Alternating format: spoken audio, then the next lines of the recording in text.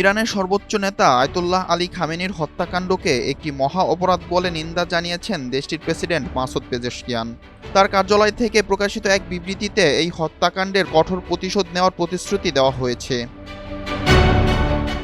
বিবৃতিতে বলা হয়েছে, এই মহা অপরাধ কখনো উত্তরহীন থাকবে না।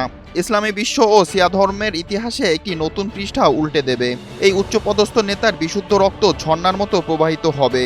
আমরা যুক্তরাষ্ট্র ও ইহুদিবাদী নিপীড়ন এবং অপরাধকে নির্মূল করব।